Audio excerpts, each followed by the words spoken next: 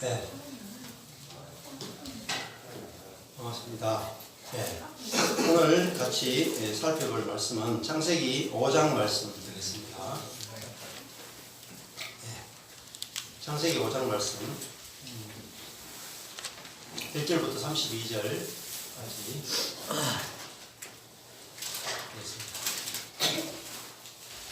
1절에서 32절 같이 좀 기니까 같이 교독하겠습니다. 뭐 사람들 이름들이 많이 나와가지고 발음을 잘 하세요. 아담 자손의 계보가 이러하니라. 하나님이 사람을 창조하실 때에 하나님의 형상대로 지으시되 남자와 여자를 창조하시고 그들이 창조되는 날에 하나님이 그들에게 복을 주시고 그들의 이름을 사람이라 부르셨더라. 아담이 130세에 자기 모양 곧 자기 형상과 같은 아들을 낳아 이름을 셋이라 하였고 아담이 셋을 낳은 후 800년을 지내며 자녀를 낳았으며 그가 930세를 향수하고 죽었더라. 셋은 셋에 아노스를 낳았고 에노스를 낳은 후 807년을 지내며 자녀를 낳았으며 그가 912세를 향수하고 죽었더라. 에노스는 90세에 게난을 낳았고 게난을 낳은 후 815년을 지내며 자녀를 낳았으며 그가 905세를 향수하고 죽었더라. 게난은 70세에 마할랄레를 낳았고 마할랄레를 낳은 후 840년을 지내며 자녀를 낳았으며 그가 910세를 향수하고 죽었더라. 마할랄렐은 65세에 야렛을 낳았고 야렛을 낳은 후 830년을 지내며 자녀를 낳았으며 그가 895세를 향수하고 죽었더라. 야렛은 62세에 에녹을 낳았고 에녹을 낳은 후 800년을 지내며 자녀를 낳았으며 그가 962세를 향수하고 죽었더라. 에녹은 65세에 머두셀라를 낳았고 무드셀라를 낳은 후 300년을 하나님과 동행하여 자녀를 낳았으며 그가 365세를 향수하였더라. 하나님이 그를 데려가시고 세상에 있지 아니하였더라. 머두셀라는 187세에 라멕을 낳았고 라멕을 낳은 후 782년을 지내며 자녀를 낳았으며 그는 969세를 향수하고 죽었더라. 라멕은 182세에 아들을 낳고 이름을 노아라 하여 가로되 여호와께서 땅을 저주하심으로 수고로 일하는 우리를 이 아들이 안위하리라 하였더라. 노아를 낳은 후 595년을 지내며 자녀를 낳았으며 그는 777세를 향수하고 죽었더라. 노아가 500세대 후에 셈과 함과 야벳을 낳았더라. 아멘. 네, 오늘 말씀은 아담의 계보에 대해서 같이 말씀을 나누려고 합니다. 오늘 반가운 손님 오셨는데 유철종 집사님 화요 모임에서 같이 만난 집사님 같이 예배 드리러 오셨습니다. 반갑습니다. 오늘 박승희 자매가 얼추 일찍 왔는데 웬일입니까? 오늘 새해 이제 새 마음을 갖고 야 이게 진짜 이거 해가 이게 서쪽이 뜰 일인데 반갑습니다. 자 오늘 창세기 5장의 아담의 계보에 대해서 나옵니다. 그 아담 자손의 계보가 이러하니라. 계보가 이제 톨레돗이라고 하는데요. 출생, 후손 이런 뜻이 있습니다. 아담의 계보, 성경에는 계보가 굉장히 많이 나오는데 이 계보를 자세히 보시면은 낳고 살고 죽었다. 이 이야기가 계속 이제 반복됩니다. 낳고 죽었다 이렇게 쭉 반복이 되는데 그 창세기 5장의 계보는 창세기 4장에 나오는 그 가인의 계보와 대조를 이루면서 봐야지 정확하게 보입니다. 이 가인의 계보와 또 지금 셋의 계보죠. 아담의 계보지만은 셋의 계보다 이렇게 볼 수 있는데 두 계보의 차이에 대해서 지난번에 말씀을 드렸습니다. 근데 이 두 계보의 차이가 사실은 우리 인생의 차이고 이게 참 중요한 내용인데 가인의 계보와 지금 그 셋의 계보를 대조해 보면 아주 극명한 차이가 나옵니다. 가인의 계보에는 죽었다라는 이야기가 없죠. 다 산 이야기밖에 없습니다. 어떻게 잘 살았는가, 그 이야기가 탁 채워져 있고, 또 가인의 계보는 그들이 어떤 일을 했는가, 굉장한 어떤 성을 쌓고 또 육축을 치고 또 퉁소를 잡는 조상이 되고 날카로운 각종 기계를 만들어내고 또 법을 만들어서 왕이 되는 어마어마한 그런 문명을 만들어내는, 즉 세상을 살기 좋게 만들어내는 또 발전시키는 그런 일들을 가인의 계보가 했다는 거죠. 그들은 또 죽었다는 이야기도 없어요. 너무너무 잘 살았죠. 그런데 이제 셋의 계보에 오게 되면 뭐 짜들어 한 일이 없어요. 그냥 뭐 낳고 살고 죽었다 이야기밖에 없어. 그러니까 인생이 너무나 단순하죠. 우리가 인생이 길게 보면은 참 인생이 단순하다는 걸 알 수 있습니다. 우리가 뭐 많은 일을 하는 것 같아도 실상은 우리가 태어나서 살다가 자녀를 낳고 죽는 거 너무나 단순하게 되어 있고 항상 결론은 죽음으로 끝난다는 것을 우리가 볼 수 있습니다. 자, 죽는다고 하는 것도 우리가 생각해 보면 여기 있는 모든 사람이 뭐 짧게는 365세를 살고 또 길게는 969년을 살잖아요.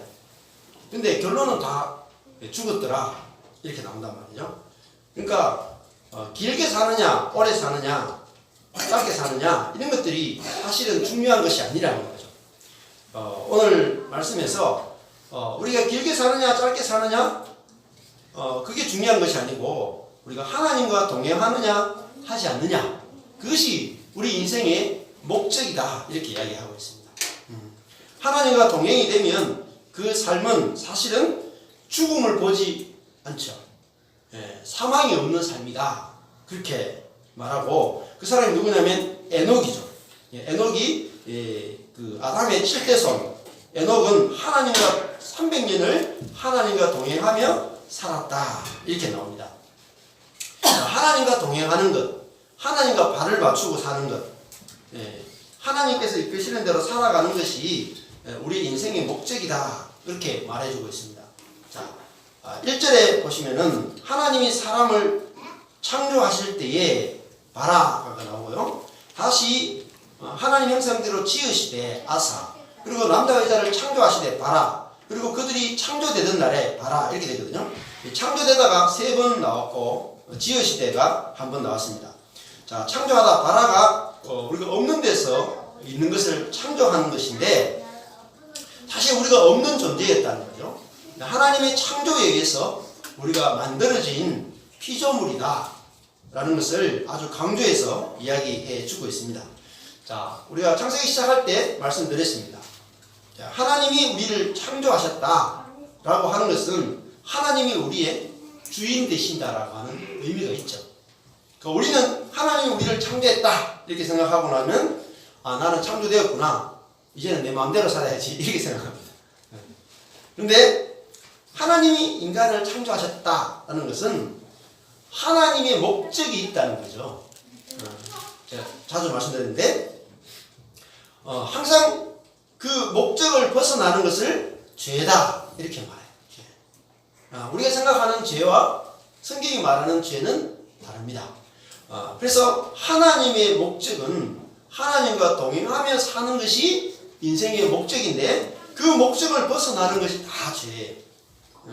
그러니까 우리가 어떤 문명을 건설하고 어떤 선을 행하고 하나님을 예배하는 것조차도 하나님의 목적은 아니다라는 거죠. 그래서 가인이 하나님을 예배를 잘하고도 그 예배가 받아들여지지 않았고 그들은 결국은 종교를 만들어냈을 뿐이다는 거죠. 하나님의 목적은 하나님의 1절에 보면 하나님의 형상대로 지었다라는 말이 있죠. 데무트인데요. 하나님의 형상대로 지었다는 말은 하나님을 드러내는 목적으로 지었다는 거예요. 하나님을 드러내는. 그러니까 인간이 살아가는 우리의 목적은 하나님을 나타내는 목적으로 우리는 지음받았다는 것입니다. 이것이 인생의 영광이라고 말씀드릴 수 있습니다. 자, 우리 인생은 한마디로 하면 영광이 있느냐 없느냐가 우리 인생을 판가름하는 거지. 우리 인생이 높으냐 낮으냐 많으냐 적으냐 유명하냐 유명하지 않느냐 이것이 중요한 것이 아니라는 거죠. 내 인생이 하나님의 영광을 나타낸다면 나도 그것이 영광스럽게 보인다. 그런데 그 하나님의 영광을 나타내지 않는다면 우리 인생은 허무로 돌아간다. 그렇게 말하고 있습니다. 자, 이 아담의 계보, 특히 셋의 계보를 보면은 여러분 좋아 보입니까? 좋아 보이지 않습니까? 짜들어 별로 좋아 보이지 않습니다. 왜냐하면 아담이라고 하는 사람의 이름이 흙이다라는 뜻이거든요. 흙. 먼지라는 뜻이에요. 그러니까 이름 자체가 5장 2절에 보면은 하나님이 그들에게 복을 주시고 그들의 이름을 사람이라 이끌으셨다. 그 이름이라 하는 게 굉장히 중요하거든요. 이름을 좀 좋게 지으면 얼마나 좋겠어요. 근데 아담 이렇게 지었다. 그것은 아담아에서 왔거든요. 그것은 흙, 밭, 토지 이런 뜻이거든요. 땅. 그러니까 인간은 흙과 같은 존재다라고 하는 것을 이름에 담아두셨다. 담아두셨다. 그러니까 이 흙이라고 하는 존재는 어떤 존재입니까? 사람이 다루기에 따라서 다루받는 쓰임받는 존재로서 쓰임받을 때만 가치가 있죠. 우리가 길가에 아무 땅이나 다 그런 게 아니고 이렇게 군이나 이런 데 산에 들어가면 그 땅 엄청 싸거든요. 산책하면 진짜 떡값이에요. 근데 여기는 한 땅이 굉장히 비싸요. 근데 그 이유는 사람이 어떻게 쓰느냐의 문제잖아요. 그것처럼 흙이라고 하는 것은, 밭이라고 하는 것은 사람이 쓰느냐 쓰지 않느냐에 따라서 가치가 달라지는 거죠. 그 우리 인생도 사실은 하나님이 우리 인생을 쓰시면 가치 있고 쓰지 않으면 다 흠으로 돌아간다는 거죠. 근데 우리는 쏘갔기 때문에 내가 내 인생을 내가 마음대로 쓰면 가치 있고 하나님께 쓰임 받으면 가치 없다라고 생각해요. 그거를 죄라고 봅니다. 지금 가인의 족보를 보면은 어때요? 가인의 족보는 육축치는 조상이 나오고 또 각종 음악을 만든 조상이 나오고 또 각종 동철로 날카로운 기계를 만들고 성을 쌓고 그죠? 에녹은 성을 쌓죠. 가인이 성을 쌓아서 에녹이라는 이름을 붙이죠. 자, 라멕이 어마어마하게 77배의 벌을 줄 정도로 어마어마한 권력자가 됩니다. 그러니까 가인의 계보는 자기가 원하는 삶을 다 살았다는 거죠. 근데 우리도 쏟고 있는 것이 내가 원하는 삶을 살면은 행복하고 내가 원하지 않는 삶을 살면은 불행해요. 여러분 그것이 바로 죄라고 하는 것입니다. 자, 그러면 진짜 행복은 어디 있느냐? 그것은 하나님이 우리 인생을 쓰느냐 쓰지 않느냐를 가지고 볼 때 모든 인생은 다 쓸모있고 다 가치 있다는 거죠. 하나님은 쓸데없는 것을 절대 짓지 않으신다는 거죠. 제가 저희 교회에서 제일 이야기 많이 한 게 유아 스페셜입니다. 그죠? 당신은 특별하다. 맥스 케이도의 유아 스페셜인데 지금 앞에 붙여놓은 거는 네가 최고야 하는 거예요. 맥스 케이도의 요거를 제가 복사를 해 붙여놨습니다. 제가 이거 다른 유아 스페셜 외에는 별로 많이 안 읽다가 어제 설교를 준비하다가 이거를 제가 언뜻 보게 됐는데 유아 스페셜만큼 내용이 좋더라고요. 그래가지고 좀 자주 봐야 되겠다. 우리 애들한테도 자주 가르쳐야겠다. 이런 생각이 들었어요.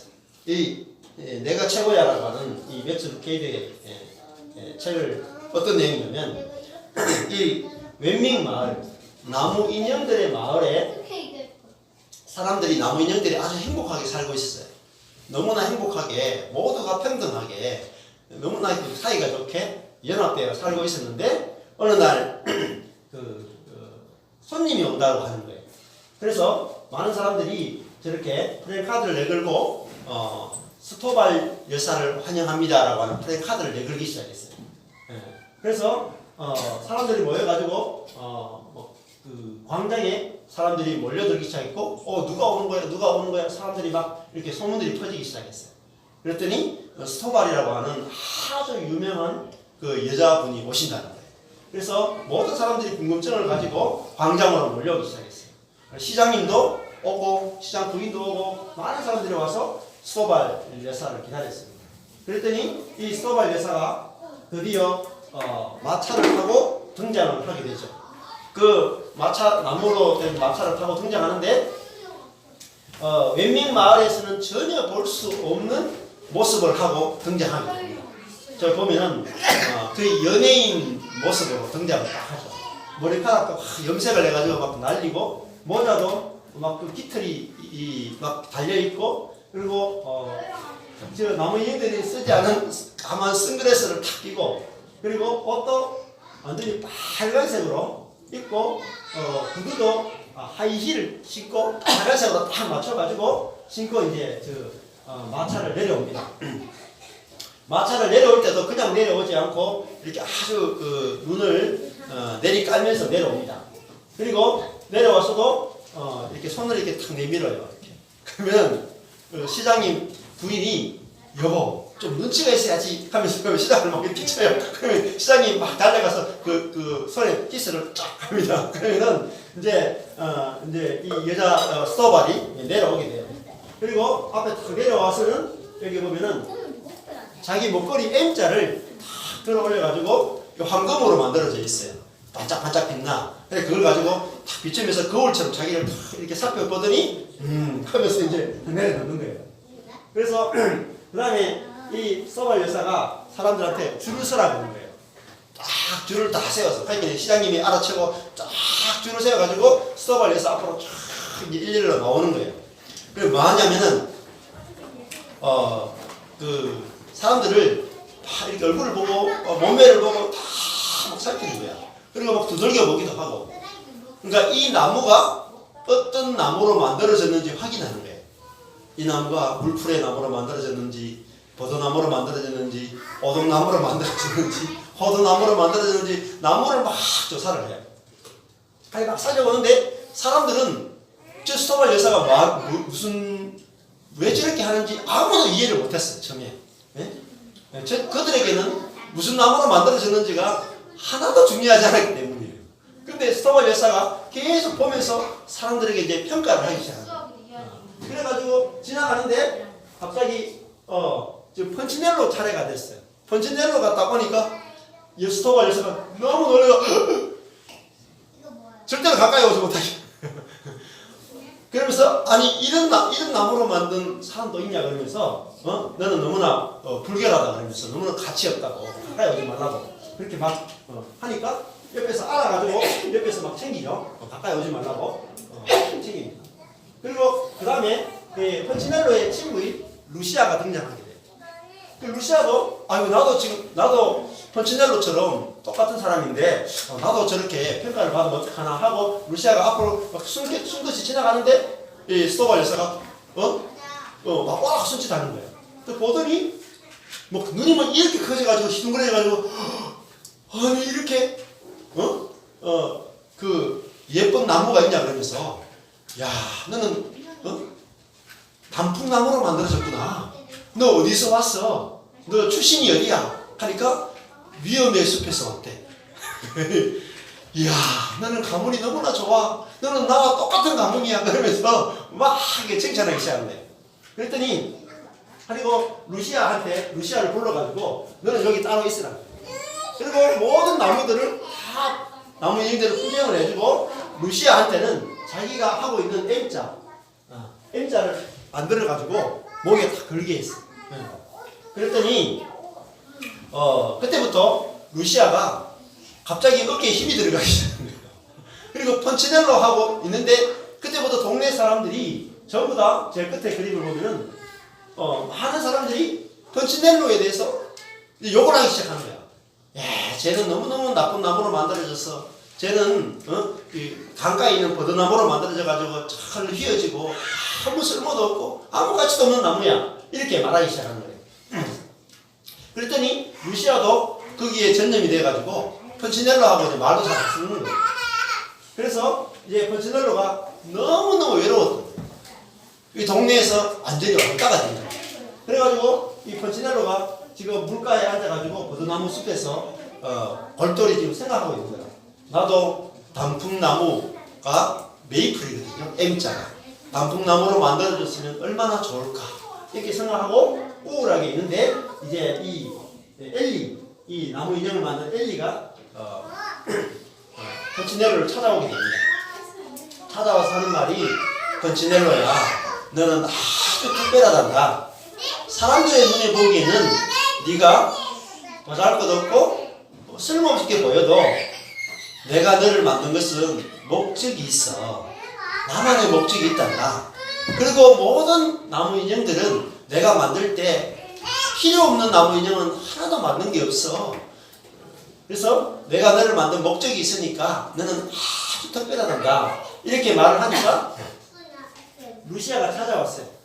루시아가 찾아와서 펀치넬로한테 미안하다고 사과하는 거예요. 루시아가 펀치넬로한테 펀치넬로 미안해. 내가 사람들의 말을 너무나 많이 들었어.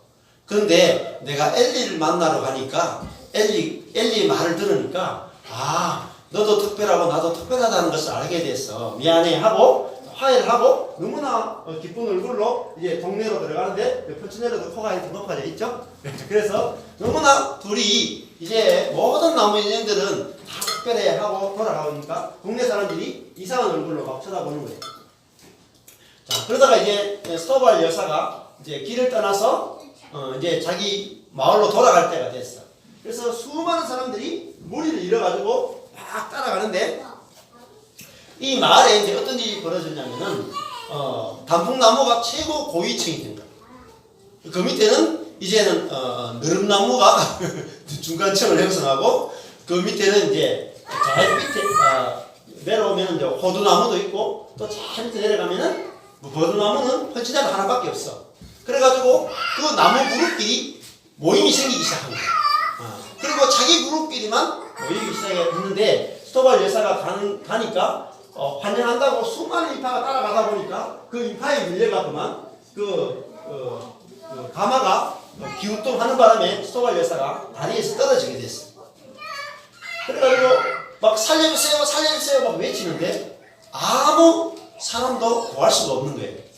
왜냐면 휘어지는 나무가 아무도 없었.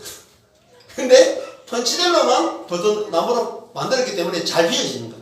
그래가지고 그 나무 다리 위에서 몸을 쫙 휘어가지고 그 스토발 여사를 딱 잡아가지고 끌어올리려고 그러는데 스토발 여사 한 손으로 안 되니까 그 M자를 붙들고 있던 손에서요 M자를 버려야지 당신은 살 수 있다. 그러니까 살리기 위해서 M자를 버리고 자기가 붙들려가지고 이제 겨우겨우 살게 됐어요.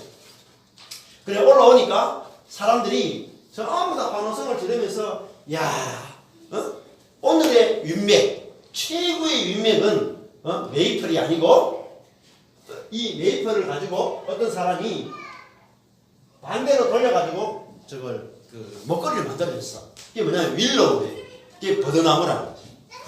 그 버드나무가 최고야 그러면서 버드나무를 쫙 붙여주니까 M자를 메이플을 붙이고 있던 사람들이 다 자기의 목걸이를 다 끄집어내가지고 펀치넬로 앞에 다 던졌어요.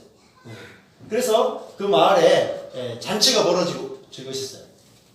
자, 그러자 이제 사람들이 나무 인형들이 우리는 모두 다가 나무 인형들이구나, 다 같은 나무구나 그렇게 알게 됐어요. 그런데 그래서 이제 이 펀치넬로한테 제일 마지막 그림 보면은 펀치넬로한테 많은 사람들이 일을 맡기기 시작했어요. 왜냐하면 잘 휘어지는 나무기 때문에 굴뚝 청소하기에 최고 좋은가 봐. 그래가지고 우리 집에 굴뚝 청소했어요. 우리 집에 굴뚝 청소했어요. 해가지고 펀치넬로는 이제 자기만이 할 수 있는 어떤 일을 찾아서 일을 하게 되었다는 거예요. 그런데 이제 기록에 이제 눈에 그림이 안 나오지만 나머지 이야기 하나 이야기가 뭐냐면 스토발 여사가 아직도 강변을 헤매고 있다. M자를 다시 찾기 위해서. 이것이 바로 내가 최고야 라고 하는 이 동화가 우리에게 보여주고 있는 거예요. 자, 이 동화가 우리에게 가르쳐 주는 게 무엇입니까? 모든 사람은 다 똑같다라는 거죠. 왜냐면은 나의 목적, 나의 계획을 가지고 우리가 보기 시작하면 모든 사람이 내 눈에 보기에 다른 가치를 이렇게 두게 된다. 그런데 우리가 하나님의 목적을 가지고 우리가 내 인생을 보게 되고 다른 사람의 인생을 보게 되면 그 인생이 다 가치 있는 인생으로 보여지게 되고 쓰여진다는 것이죠. 사실 오늘 이 셋의 계보를 보면은 드러낼 만한 게 사실 없어요. 아담은 흙이라고 하는 뜻이죠. 아무런 특징이 없습니다. 그 다음에 죽은 아벨은 무슨 뜻이었습니까? 헤벨, 허무하다라는 뜻입니다. 허무한 자에 지나지 않죠. 그리고 또 셋이라고 하는 것은 노타라는 뜻이고 임명하다, 지정하다라고 하는 뜻입니다. 그러니까 셋이라고 하는 것은 우리 인생은 하나님이 임명해주고 하나님이 지정해준 그 자리에서 그 목적에서 사라지는 인생이다 이런 뜻입니다.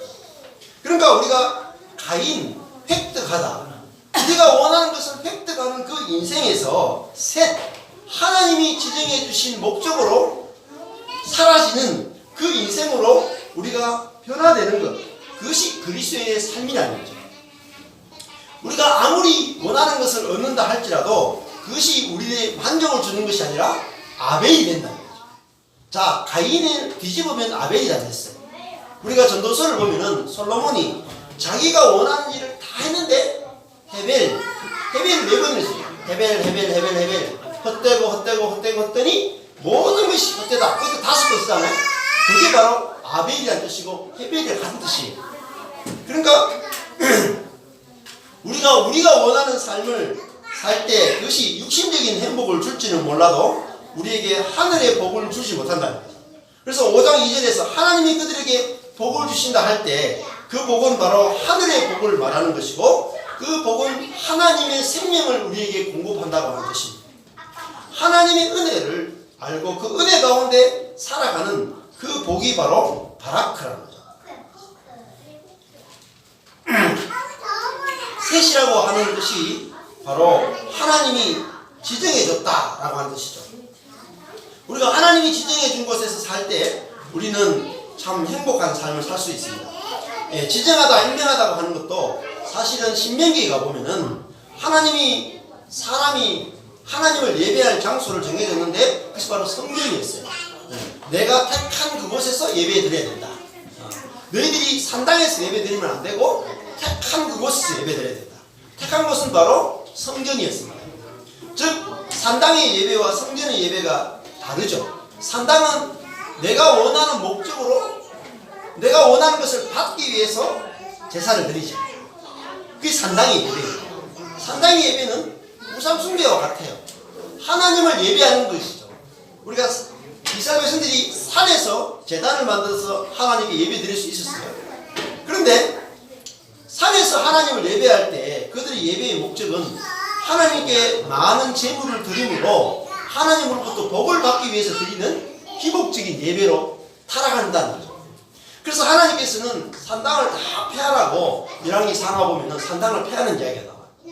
그리고 하나님께서는 반드시 모든 이스라엘의 남자들은 1년에 3차례 예루살렘에 와서 성전에서 예배 드리겠습니다.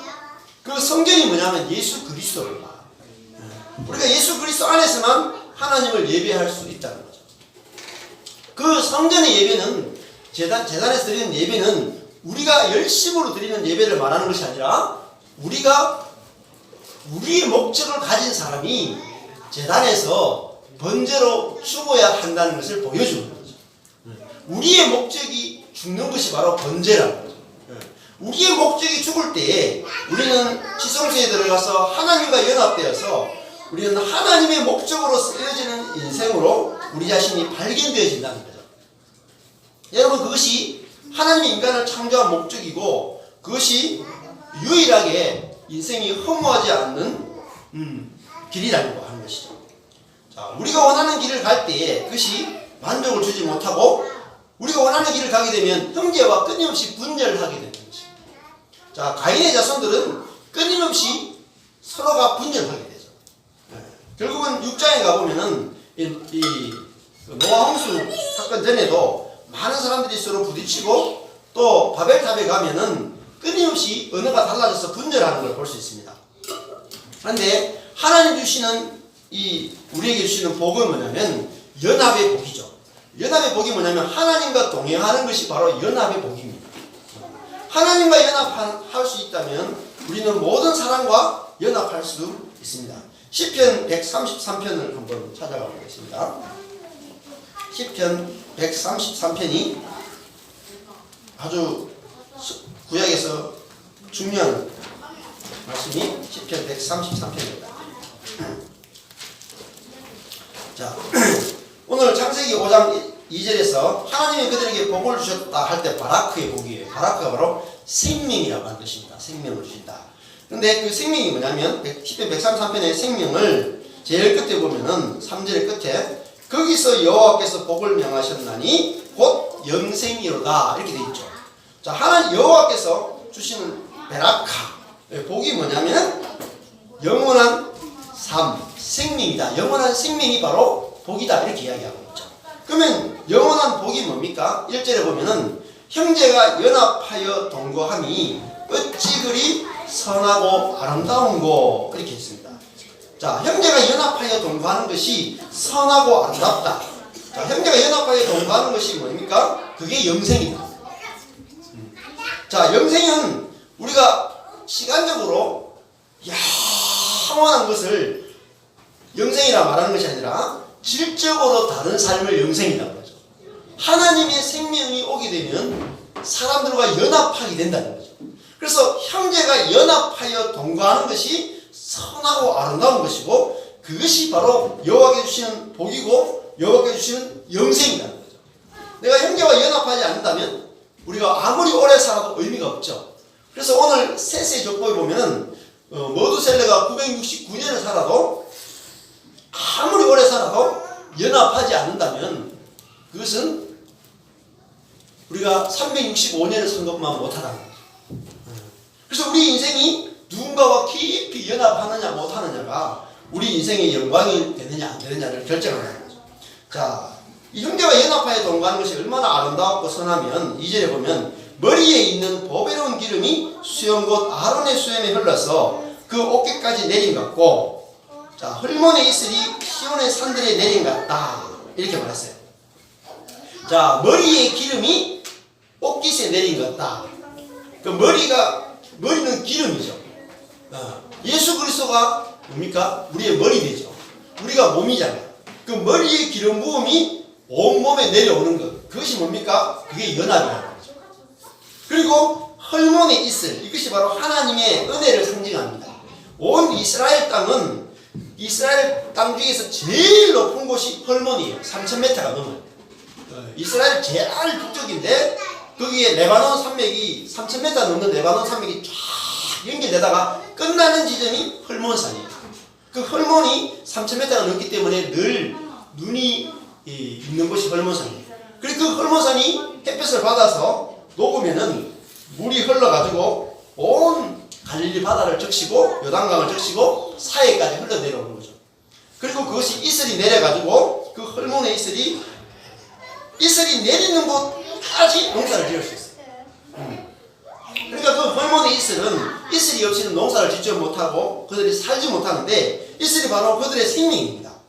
근데 그 생명이 뭐냐면은 형제가 연합하여 동거하는 축복이 하나님이 주시는 우리에게 주시는 영생이에요. 축복이다. 그래서 오늘 창세기 5장에서 이들이 길게 산 사람이 머두셀레가 969년을 살았지만 길게 사는 것이 중요한 것이 아니고 하나님과 연합하여 사는 삶이 우리 인생에서 가치 있는 것이고 유일한 삶이라는 거죠. 오래 살아가는 삶도 다 끝나게 됩니다. 아무리 오래 살아도 자, 머두셀레가 구약에서 제일 오래 산 사람, 성경에서 제일 오래 산 사람이 969년을 살았어요.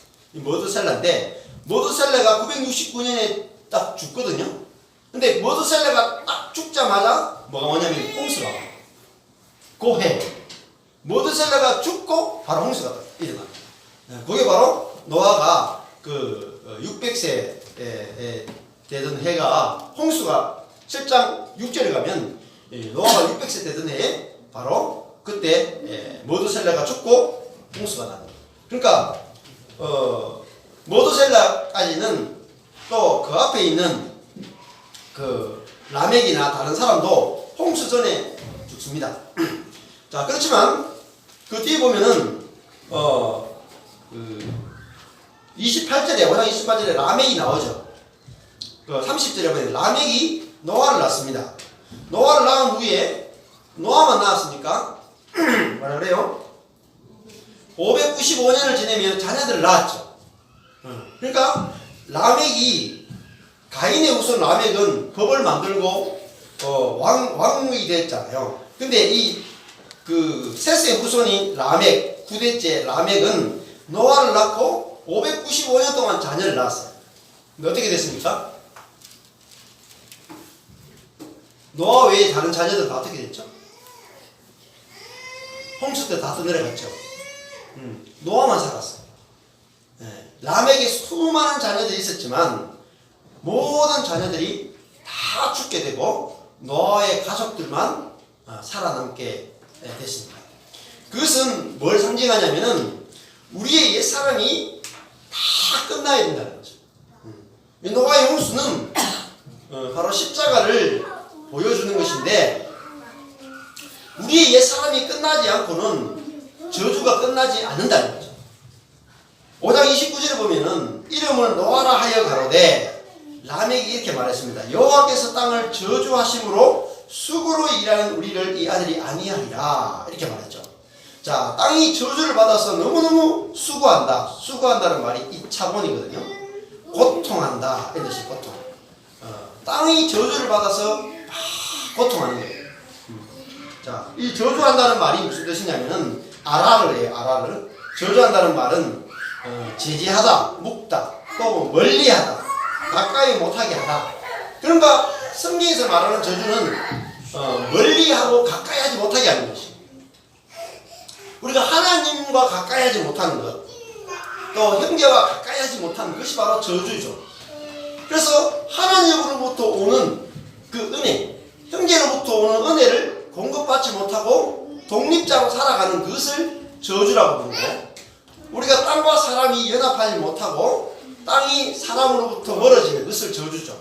그래서 우리가 아무리 수고를 일해도 열매를 거두지 못하는, 즉 다른 말로 하면은 우리가 악을 행하거나 선을 행해도 우리 인생이 남는 게 없어요. 선도 다 썩어버린다는 거죠. 자, 왜 그렇습니까? 가인의 악이나 아벨의 선이나 다 그 밑바닥은 뭐로 구성되어 있냐면은 그 기초는 전부 다 돌감납니다. 우리가 쏟고 있는 것이 선이라고 하는 것도 사실은 좋은 것이 아닙니다. 선이 왜 좋은 것이 아니냐면 선 밑바닥에 자기 애라고 하는 것이 깔려있다고. 자기 애. 그러니까 여기에 우리가 대부분 다 속는다. 그러니까 우리가 교회에서도 하나님을 얼마나 잘 섬길 것인가 경쟁을 어마어마하게 우리 하게 됩니다. 율법에 따라서 누가 하나님을 잘 섬기느냐 경쟁하는 것이 바로 지금 현재의 교회의 모습이다. 지금 여기도 보면은 너무나 평화롭게 살던 곳이 스토발이라고 하는 여자가 오게 되면서 누가 더 탁월한가 뛰어난가를 따지기 시작할 때 지옥이 펼쳐지게 됐잖아요. 마찬가지로 우리가 선과 악을 갈라놓는 그 세계 속에서 지옥이 펼쳐집니다. 누구는 선한 사람이고 누구는 악한 사람이고 누구는 더 나은 선을 행하느냐, 그걸 가지고 따지기 시작할 때 우리들 속에 분열이 끊임없이 일어나게 되는 것입니다. 그래서 이 이야기를 보면서 이번 주에 지난주하고 나눔했던 게 생각이 나더라고요. 스토발 여사가 뭐로 보이냐면 유명한 목사님으로 보여요. 유명한 목사님 한 분 오시면 저런 일이 벌어지지 않습니까? 명성교회도 보니까 김사한 목사님 예배당으로 들어가는데 기자들이 따라붙으니까 막 핸드폰 들고 몇 번 출구 통과했습니다. 몇 번 출구 통과했습니다. 나오네요. 뭐가 들어왔습니까? 교회 안에 선악이 들어오게 됐죠. 그리고 그 선이 교회를 장악하기 시작했습니다. 그러니까 그게 뭐가 되냐면 누가 더 선하냐라고 하는 경쟁이 붙기 시작했어요. 그러자 모두가 다 분열하기 시작하고 허무한 데 빠지게 됐다는 거죠. 자, 그런데 이 셋의 계보는 우리가 다 연합할 수 있는 자리로 하나님 끊임없이 우리를 이끄신다는 걸 보여줄 수 있습니다. 자, 하나님과 동행하고 사람과 연합하려면은 어느 계보로 와야 되냐면 셋의 계보로 와야 됩니다. 자, 아담이 흙이라고 그랬죠. 셋은 뭐라 했습니까? 하나님이 임명해주겠다, 지정해줬다라는 뜻이라고 했고, 에노스. 자, 5장 6절에 셋은 그곳에 에노스를 낳았다. 에노시는 무슨 뜻이냐면요, 약하고 상처받기 쉬운 존재로서의 사람이에요. 약한 존재, 죽을 수밖에 없는 존재가 에노시라는 뜻입니다. 인간은 너무너무 약하다는 거죠. 이거를 누가 고백했어요? 셋이 하나님께 임명된 셋이 에노스를 낳고, 에노스 때 뭘 했습니까? 여호와의 이름을 불렀죠. 여호와의 이름을 부른 것이 자기 이름이 없었다는 거죠. 자기 이름을 낼 수 없는 사람이다. 에노스. 그러니까 너무 연약하기 때문에, 연약한 운명을 타고났기 때문에 어찌할 수 없는, 바꿀 수 없는 연약한 인간으로 태어났기 때문에 여호와의 이름을 부르지 않을 수 없는 그 사람이 바로 하나님과 연합할 수 있는 사람이다. 이건 어떤 사람을 말하는 것이 아니라 모든 인생이 다 그렇다는 거죠. 그래서 5장 2절에 보면은 아담 여자와 남자와 여자를 짓고 그 이름을 사람이라 지으셨죠. 뭐 철곤 이렇게 안 짓고 사람이라고 이름 지었잖아요. 그러니까 일반 명사로 지었잖아요. 일반 명사. 그러니까 우리가 모든 사람이 다 동일하다라고 하는 뜻이죠. 그래서 우리 자신이 얼마나 연약한 존재로 태어났는가를 아는 것이 바로 에노스죠. 그럴 때 우리들은 하나님과 연합하게 되고 지체와도 연합하는 그 삶을 살게 된다는 것입니다. 자, 그리고 쭉 나가다 보면은 결국은 머두셀라라고 하는 뜻이 무슨 뜻이냐면요, 두 가지 뜻이 있습니다. 5장 21절에 머두셀라는 투창의 사람, 창을 던지는 사람이라는 뜻이 있습니다. 창을 던지는 사람. 그리고 또 하나는요, 무슨 뜻이냐면 보낸다라고 하는 뜻이 있어요. 보낸다. 무슨 뜻이냐면 에녹이 아들을 보낸다라고 하는 이름을 지었잖아요. 그게 무슨 말이냐면 머두셀라가 죽는 날 홍수를 보낸다라는 뜻이 있어요. 하나님이 에녹한테 계시해 주기를 네 아들 머두셀라가 죽는 날 홍수를 보낸다, 이렇게 계시해 줬다는 거죠. 그러니까 에녹은 홍수가 올 것을 알고 있었죠. 그렇게도 해석할 수 있습니다. 그래서 에녹은 하나님과 동행하는 것만이 이 인생의 유일한 목적이고 그것만이 행복이라고 하는 것을 알고 있었다는 거죠. 그래서 하나님과 동행할 수밖에 없었다, 이렇게 우리가 볼 수 있습니다. 자, 우리가 가인의 족보를 보면은 사람들이 너무너무 잘 나가요. 너무너무 유명해요. 그러면 하나님과 동행하려고 하지 않습니다. 자기 스스로 살려고 하는 거예요. 그래서 우리가 우리 자신을 아는 것이 하나님과 연합하여 살아가는 삶을 살게 되는 바로 그 길이라고 하는 것이죠. 자, 사람이 아무리 노력해도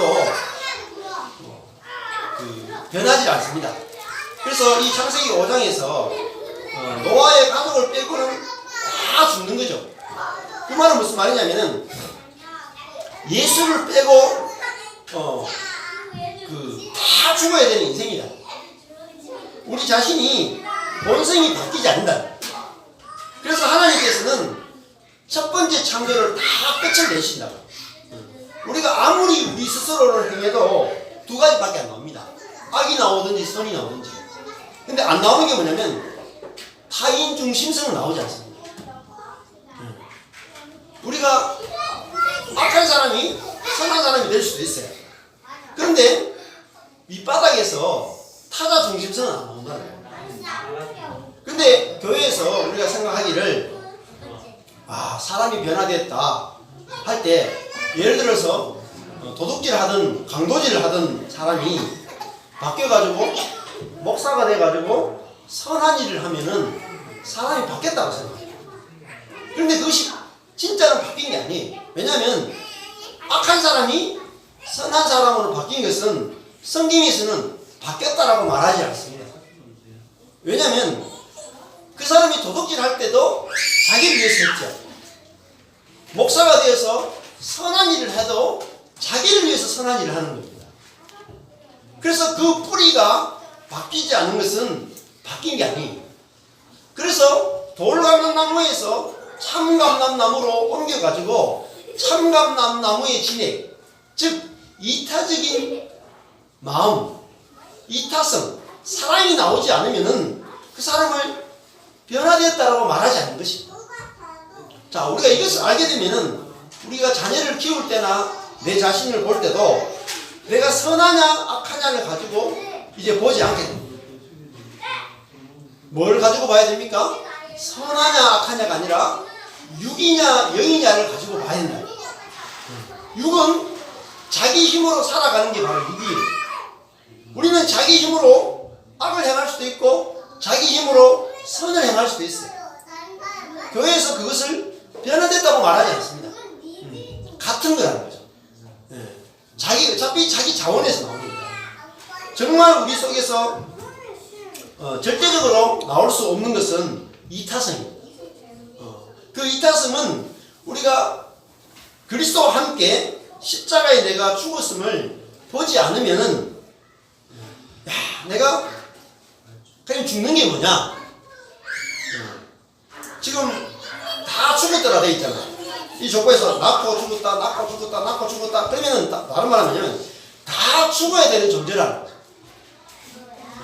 근데 우리가 그리스도와 함께 십자가에 죽어야 되는데 이미 다 죽은 존재예요. 근데 죽으려고 노력하면 안 돼. 이게 불교에도 보면은 참 재밌는 게 있는데 불교에도 파가 여러 파가 있어요. 파가 있는데 제가 이번 주에 이제 좀 책을 보니까 그런 얘기 나오더라고요. 불교에 저는 소승하고 대승만 있는 줄 알았더니 그게 아니더라고요. 소승이 있고 중승이 있고 대승이 있고 그리고 최상승이 있어요. 그러니까 소승은 경전의 문자를 가지고 공부를 하는 거예요. 그게 소승이에요. 그리고 아주 공부에 치중하는 게 소승이고. 그리고 중승은 그 문자를 이해한 수준 되는 걸 중승이라고 그래요. 그 승자가 수레거든요. 수레인데 얼마나 많은 사람들이 탈 수 있느냐를 의미합니다. 소승은 하도 적은 사람만 탈 수 있다는 것도 가지고 있고, 중승은 중간 정도, 그리고 대승은 많은 사람들이 탈 수 있는 수레다, 큰 수레다는 뜻이 있는데, 이것은 불교의 경전을 자각하는 거예요. 근데 우리로 치는 거죠. 성경을 보는데 성경의 문자만 아는 정도면 소승이고, 성경의 문자를 이해하는 수준이 되면 중승이 되고, 성경을 읽고 깨닫는 정도 되면 대승이 됩니다. 근데 최상승이 있어요. 최상승이 뭐냐면 이게 선불교 쪽인데, 최상승은 그냥 사는 겁니다. 최상승은 뭐냐면 희노애락을 다 겪으며 살아가요. 그리고 산에 소성처럼 산에 안 들어가. 그냥 일반의 삶을 다 살아. 다 사는데 화두를 하나 가지고 사는 거예요. 화두. 예, 선불교에는 1700개 정도에 되는 화두가 있어요. 근데 1700개 되는 화두를 가지고 진리를 깨닫기 위해서 화두를 가지고 깊이 생각하면서 깨닫는 게 선불교인데, 그 화두의 1번이 뭔지 아세요? 이 먹고 만나고 비슷해. 이 먹고, 이게 이제 1번 화두래요. 1번 화두. 이 먹고. 근데 이 화두가 모든 화두의 1번이에요. 근데 이게 무슨 뜻이냐면, 이것이 무엇인고, 이걸 한문으로 시신마 이렇게 부르는데, 이게 뭐냐? 이 말은 무슨 말이냐면, 우리가 예를 들어 가지고 누군가가 이렇게 미워졌어요. 네, 누군가 나한테 나쁜 욕을 해가지고 내가 그 사람 미워졌어. 그러면 우리는 나에게 욕을 한 그 사람을 계속 생각하잖아요. 그죠? 그럼 그 사람에서 계속 분노가 나요. 근데 이 먹고라는 말은 무슨 말이냐면, 상대방을 계속 생각하든 그 상대방이 말했던 그 말을 계속 곱씹고 있는 그 나, 상대방을 계속 판단하고 있는 나, 상대방을 계속 미워하고 있는 나, 그 나를 보면서 이 먹고 이렇게 합니다. 자기 자신을 보는 거죠. 남을 향하던 시선을 자기에게 향하여서 자기를 보면서 이 먹고, 이게 뭐지? 이게 진짜 내인가? 그렇게 생각해보는 거죠. 이게 진짜 내인가? 아, 이게 진짜 내가 아니구나. 이게 가짜 나구나. 를 깨닫는 게 바로 최상승 불교예요. 그러니까 18만 대장경이 있죠. 회의사에 가면 18만 대장경을 다 줄이면은 이 먹고예요. 그러니까 불교는 이 먹고만 알면 돼. 근데 기독교도 십자가만 알면 돼. 십자가도요, 이 먹고하고 비슷해. 뭐냐면은 가짜와 나와 진짜 나를 가려내는 거예요.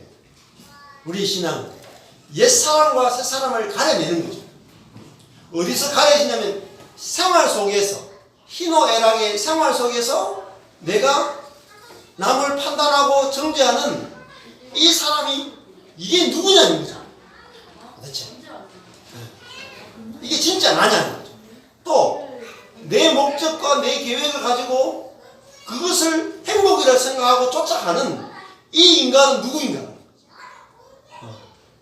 그것을 보는 것, 그게 옛사람이라는 걸 보는 것, 그것이 바로 하나님을 떠나서 자기 자신의 목적을 위해 살아가려고 하는 타락한 아담이라고 하는 것을 본다면 우리는 또 다른 나를 보게 돼요. 그래서 불교도 참 나를 찾아가는 길, 이게 불교의 핵심이에요. 근데 기독교도 두 가지예요. 기독교는 칼빈이 하나님을 아는 지식과 사람을 아는 지식은 연결되어 있다. 그래서 목회자 그룹이라 하는데 페이스북 보니까 그런 말 하더라고요. 기독교가 하나님만 알아가지고는 하나님을 알 수 없다는 거죠. 하나님을 아는 지식만큼 사람을 아는 지식이 없으면 하나님과 연합이 안 된다. 오늘 하나님과 동행한다는 말은 하나님과 연합한다는 뜻입니다. 즉 기독교도 조직신학은 신론이 있습니다. 신론. 그런데 뒤에 가면 인간론이 있습니다. 신론만큼 인간론도 두껍게 돼 있어요. 그런데 인간론이 너무나 지금 약화되어 있습니다. 신론만 너무너무 커져 있어요. 인간이 누구인지 공부하지 않아.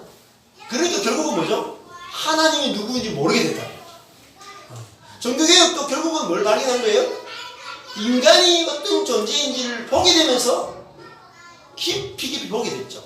마틴 루터가 자기 자신을 깊이 보면서 내가 얼마나 부패한 존재인가를 보게 될 때 새 하늘을 보게 된 거죠.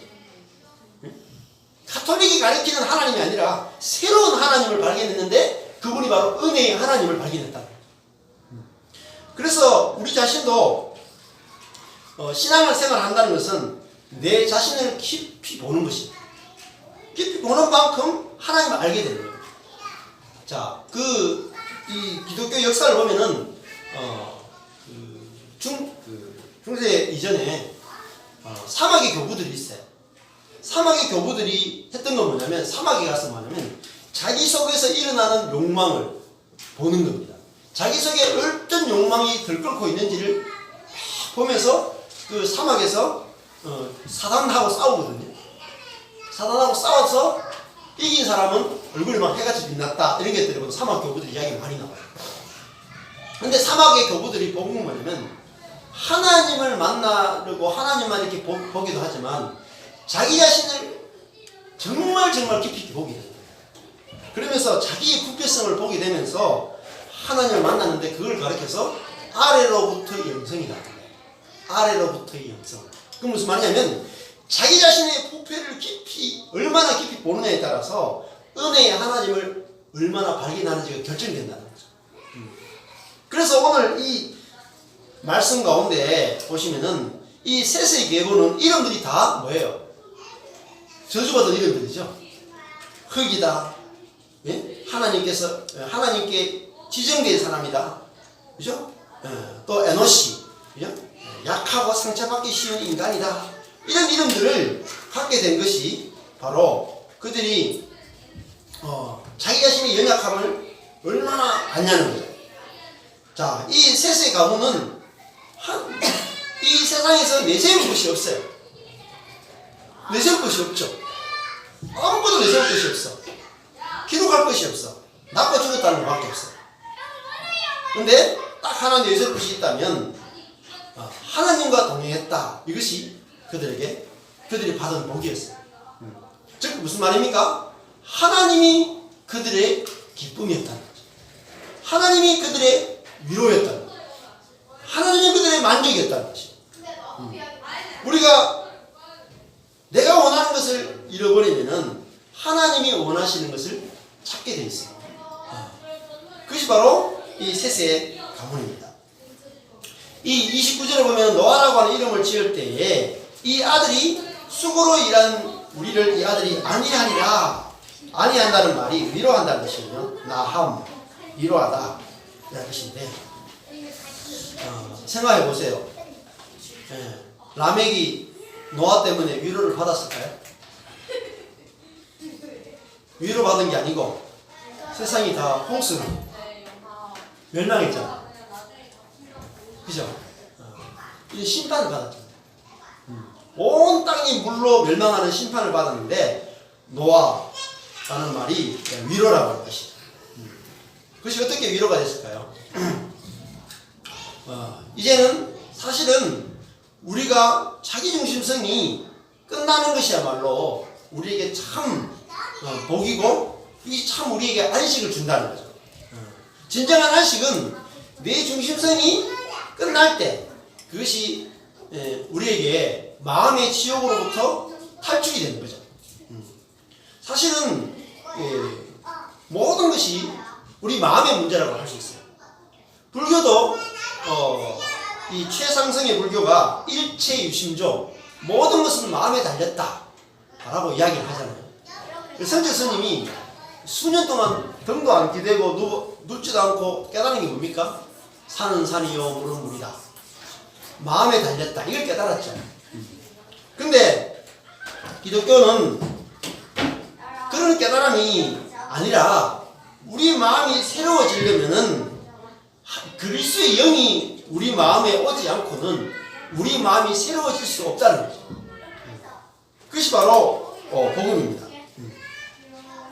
자, 근데 이 하나님과 동행한다는 말을 우리가 또 이렇게 해석하시면 안 돼요. 야, 내가 이제 기독교 안에 이런 말, 하나님을 닮아가는 삶. 오늘 찬양 가운데 그렇게 했는데, 내가 하나님을 닮으려고 노력하시면 안 된다. 굉장히 무거운 짐이 됩니다. 그래서 우리가 불교에도 소승이나 중승이나 대승은 자기가 뭔가 이렇게 막 하려고 하는 게 있어요. 정진하는 게 있다. 노력하는 게 있거든요. 근데 최상승은 노력을 다 패해버려요. 그러니까 완전히 불교 안에도 차원이 다른 거죠.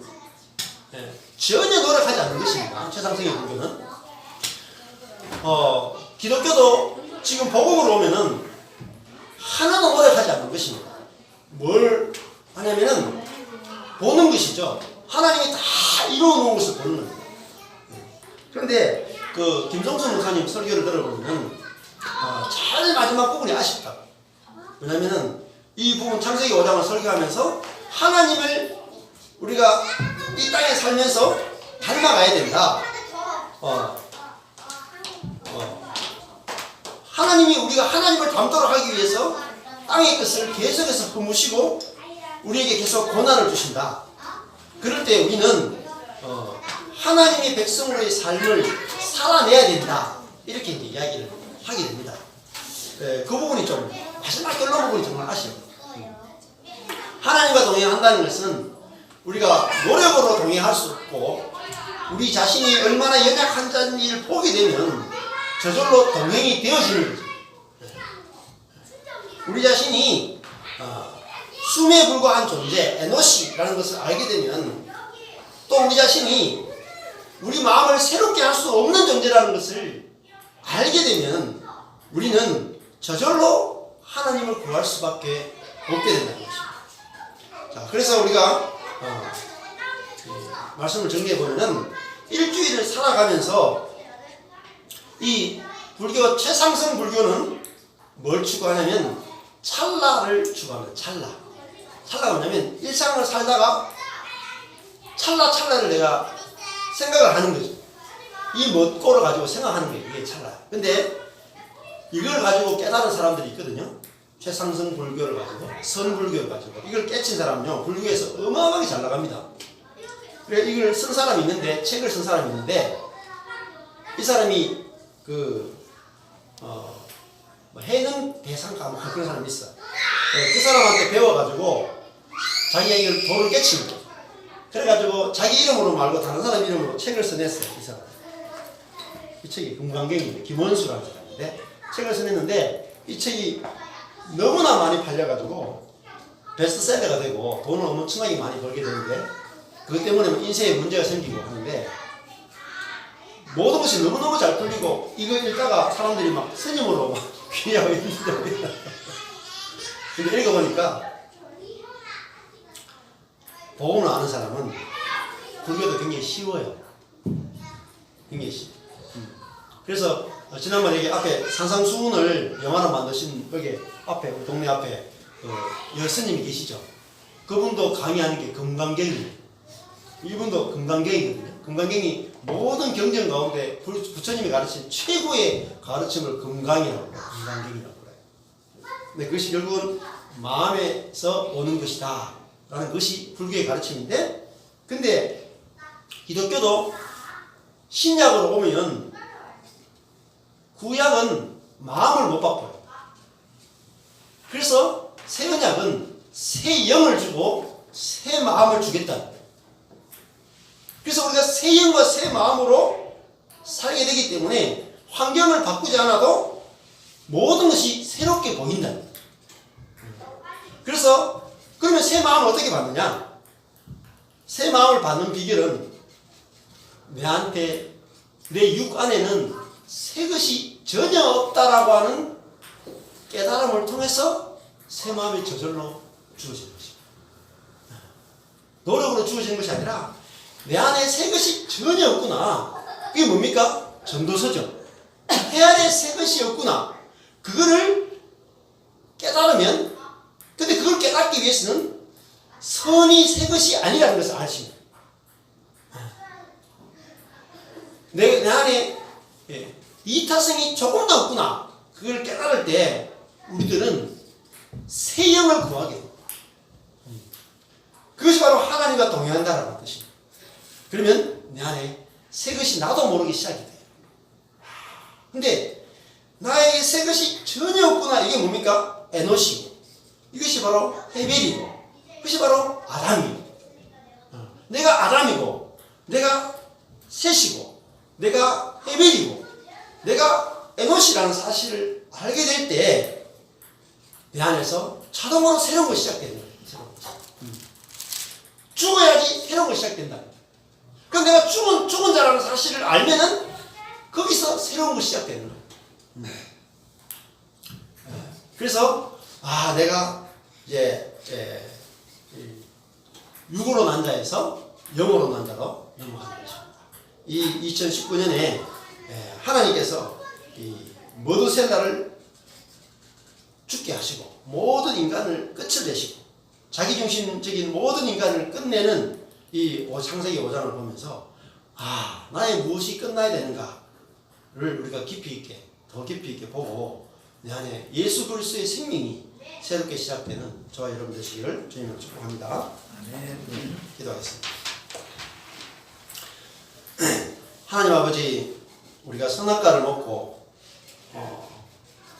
악과 선으로 우리의 생각이 나누어져서 우리가 선하면 나에게 아무 문제가 없다고 생각하고 선한 것을 가지고 끊임없이 높아지고 다른 사람과 나를 분열하고 다른 사람 위에 올라가서 하나님의 자리에서 재판하고 판단하던 저희들의 삶이었습니다. 하나님, 그러나 하나님께서 이것을 정죄하지 않으시고 이런 모습 그대로 바라보시고 또 우리 자신이 이런 모습인 것을 드러내 주길 원하시고, 그래서 우리가 하나님의 생명이 아니고는 우리가 새로운 것이 하나도 없다는 것을 우리에게 말씀해 주시니 감사합니다. 하나님, 옛 것을 가지고 우리가 서로 다투고 우리가 그것을 가지고 경쟁하고 살았습니다. 부부 안에도 부모와 자식 간에도 교회 안에서도 누가 선하고 누가 악하냐를 가지고 끊임없이 많은 이야기를 하고 우리가 선하기 위해서 내 자신이 높아지기 위해서 그렇게 땀을 흘리고 수고했지만은 남는 것이 아무것도 없었습니다. 하나님 아버지, 오직 우리가 남는 것은 우리가 아무것도 아닌 그런 에노시, 흙과 같은 존재라는 것은 절대로 변하지 않고 그 흙에 하나님께서 새로운 생명이신 그리스도를 담아서 그 새로운 생명이 자라는 그런 존재로 우리를 불러주신 것을 감사합니다. 우리 모두가 다 흙이요 예수 그리스도를 보배를 담는 질그릇으로 우리를 불러주신 것을 감사합니다. 그것이 우리 인생의 목적으로 분명히 보여주시도록 은혜 베풀어 주시옵소서. 지금은 우리 주 예수 그리스도의 은혜와 하나님의 사랑하심과 성령님의 감동하심이 모든 성도들 머리 위에 영원토록 함께 있을지어다. 아멘.